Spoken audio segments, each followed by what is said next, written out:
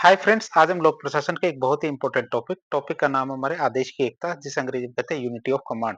इसके बारे में काफी डिटेल से चर्चा करेंगे। आप हमारे साथ बने रहिए ताकि आपको इसके बारे में जानकारी हो सके।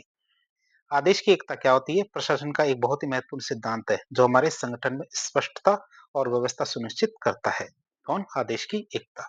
यदि प्रॉपर परिभाषा के रूप में आपसे पूछा जाए आदेश की एकता के बारे में, तो इसकी परिभाषा क्या होगी? तो यह अवधारणा क्या है? इस अवधारणा से तात्पर्य है कि संगठन में किसी कर्मचारी को केवल एक निकटतम उच्च अधिकारी से आदेश प्राप्त होना चाहिए। इस इसके अंतर्गत क्या होता है? संगठन में किसी कर्मचारी को केवल एक निकटतम उच्च अधिकारी से आदेश प्राप्त होना चाहिए, अर्थात एक व्यक्ति एक बॉस का सिद्धांत। और ये सिद्धांत यह सुनिश्चित करता है कि अधीनस्थ को किससे रिपोर्ट करना है और किसके आदेशों का पालन करना है, इसके बारे में यदि कोई भी भ्रम नहीं होना चाहिए उसके पास। तो ये हमारी परिभाषा हो गई। अब आदेश की एकता की विशेषताएं देखिए। मतलब एक अधिकारी से एक ही आदेश, एक कर्मचारी केवल एक अधिकारी से आदेश प्राप्त करता है, अर्थात ये किसी भी प्रकार के विरोधाभासी निर्देशों से बचाता है। मतलब हमें किससे आदेश लेना है और किसके प्रति जवाबदेह बनना है। सत्ता और नेतृत्व की स्पष्टता। ये सिद्धांत क्या है? संगठन में सत्ता और नेतृत्व को स्पष्ट करता है, जिससे क्या प्रत्येक स्तर पर प्राधिकार और जवाबदेही साफ साफ होती है। फिर पद सोपान व्यवस्था से जुड़ा हुआ सिद्धांत। मतलब आदेश के एकता सिद्धांत क्या? पद सोपान मतलब हायरार्की व्यवस्था से जुड़ा हुआ सिद्धांत है। पद सोपान के भीतर ही क्या आदेश की एकता प्रभावी रूप से काम कर सकती है, या पद सोपान के अंदर ही क्या होता है? आदेश की एकता क्या प्रभावी रूप से काम कर सकती है। हम अब देखेंगे आदेश की एकता सिद्धांत का महत्व। महत्व की बात करें तो आदेश की एकता क्या है? संगठन के सुचारू और कुशल संचालन के लिए कई मायनों में बहुत ज्यादा महत्वपूर्ण है। जैसे स्पष्टता। संगठन में क्या आदेश की एकता से स्पष्टता आती है? क्यों? क्योंकि प्रत्येक कर्मचारी को ये पता होता है कि उसे कहां से आदेश प्राप्त करने हैं और वह किसके प्रति उत्तरदायी है। ये दोहराव से बचाव की बात करें तो इससे क्या कार्यों और आदेशों का दोहराव नहीं हो पाता, जिससे हमारे संसाधनों की बर्बादी और भ्रम की स्थिति कम से कम होती है। बात करें हमारे कार्यकुशलता और शीघ्रता की, तो संगठन में कार्यकुशलता और शीघ्रता हेतु यह सिद्धांत बहुत ज्यादा प्रासंगिक है। क्यों? क्योंकि यह निर्णयों और आदेशों का प्रवाह सीधा और अनवरोधित होता है। इसके अंदर क्या होता है? निर्णयों और आदेशों का प्रभाव कैसा होता है? सीधा और अनवरोधित होता है। फिर अनुशासन और नियंत्रण की बात करें तो आदेश की एकता संगठन में क्या है? अनुशासन और नियंत्रण को प्रभावी बनाता है। आदेश की एकता क्या करता है? संगठन में अनुशासन और नियंत्रण को प्रभावी बनाता है। एक ही उच्च अधिकारी के प्रति जवाबदेह होने से कर्मचारी क्या अधिक अनुशासित रहते हैं।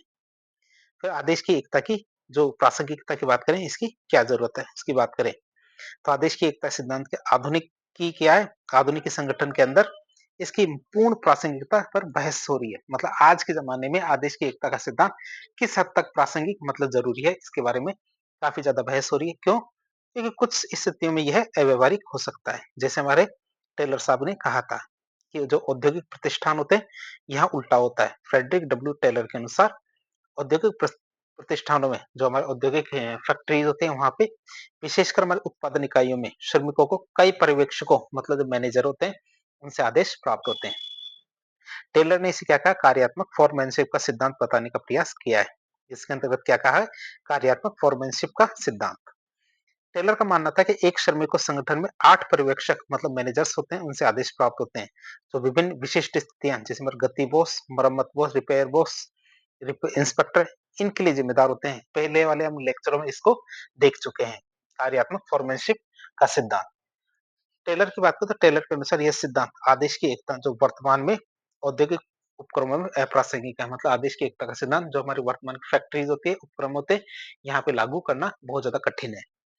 टेलर ने क्या आदेश की एकता सिद्धांत को सैनिक प्रकार की चौधराहट कहा था, जो हमारे कठोर और अनुपयुक्त है। मतलब औद्योगिक प्रतिष्ठानों में ये चीज काम नहीं आ सकती, इसीलिए उसे क्या कहा? सैनिक प्रकार की चौधराहट। फिर विकास प्रशासन की बात करें तो विकास प्रशासन मतलब डेवलपमेंट एडमिनिस्ट्रेशन में कर्मचारियों और अधिकारियों को अक्सर एक से अधिक विभागों या फिर हमारे एजेंसियों से आदेश प्राप्त होते हैं। क्यों? क्योंकि विकास परियोजनाएं क्या बहुआयामी और अंतर विभागीय होती है। क्योंकि विकास परियोजनाएं कैसी होती है? बहुआयामी और अंतर विभागीय होती है। इसमें विकास प्रशासन में अतः विकास प्रशासन जैसे हमारे जटिल और सहयोगी वातावरण में भी यह सिद्धांत अव्यवहारिक है। क्यों?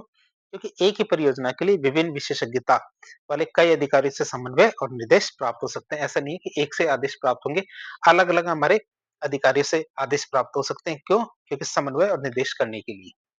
संक्षेप में देखें, जबकि हमारे आदेश की एकता का सिद्धांत संगठन में स्पष्टता और अनुशासन के लिए बहुत ज्यादा जरूरी है, आधुनिक, जटिल और कार्यात्मक रूप से विशिष्ट संगठनों में इसकी पूर्ण और कठोर व्याख्या करना हमेशा संभव और वांछनीय नहीं है, मतलब ज़रूरी नहीं है। इस तरह एक लेक्चर के ज़रिए हमने आदेश की एकता के सिद्धांत के बारे में काफ़ी डिटेल से जानने की कोशिश की। इस प्रकार के इन्फॉर्मेटिव वीडियो देखने के लिए हमारे चैनल से जुड़े। वीडियो पसंद आए तो वीडियो को लाइक करें, चैनल को सब्सक्राइब करें, अपने दोस्तों के साथ शेयर करें। धन्यवाद।